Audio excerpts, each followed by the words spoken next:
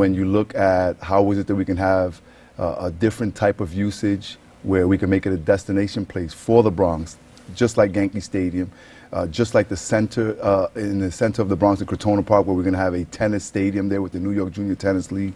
Let's move on. Despite your endorsement, the Fresh Direct plan continues to be controversial. In fact, there's now a lawsuit that says proper environmental studies were not conducted, and the Fresh Direct deal would be breaking the agreement to put an intermodal station on that land, which is a deal that goes back a number of years. Let's start with the environmental question. You've been a fighter for the environment in what was your assembly district at Hunts Point and the Bronx River.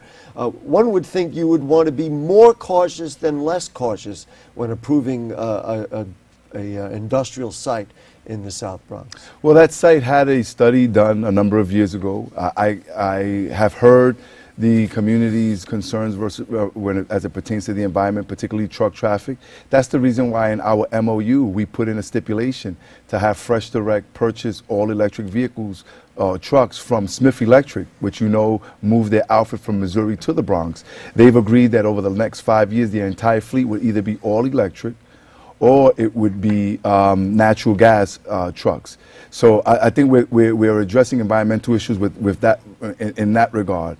I don't know why anyone would want to stop 2,200 jobs from staying in New York City. The people who want to sue here, are these folks who are prepared to tell, out of the 2,200 people who work for Fresh Direct in Long Island City, about 400 of them who are from the Bronx, are they prepared to tell those Bronxites, we don't want you to have food on your table? Yet this would be another industrial facility with no discussion about improving the residential areas, improving the decrepit parkland that is really practically adjacent to that Fresh Direct site, or even the environment that's around that Bruckner housing project, which seems to be a nice project, but the land around it has been totally neglected. As well as the connections to Randall's Island that are there. I mean, there's a lot of possibilities. That connection is happening. That's a farce. I mean, people need to, stop spreading falsehoods. That connector, we all know that there was a settlement between Gillespie and the city. That connector is happening.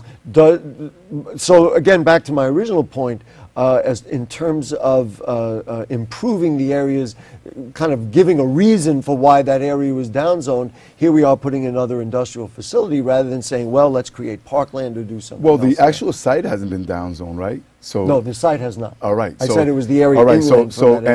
And Fresh Direct. So we need to have something there that creates jobs. Now, it's not incumbent on Fresh Direct to build housing or to do something with regards to the infrastructure outside. It's incumbent upon us in government and the community working with the City of New York and the State of New York to do that. So I think that this would go a long way in making sure that the City of New York, the state elected officials understand that now we have to do something to spruce up the rest of the area. Right now, there's when you look at where Fresh Direct is at, there's an empty site and there's nothing happening in surrounding neighborhoods. But when you see that businesses are coming into certain areas, I think that's the incentive for us to now put our minds together and see how it is that we spruce up the surrounding area. You're prepared to do that? Absolutely.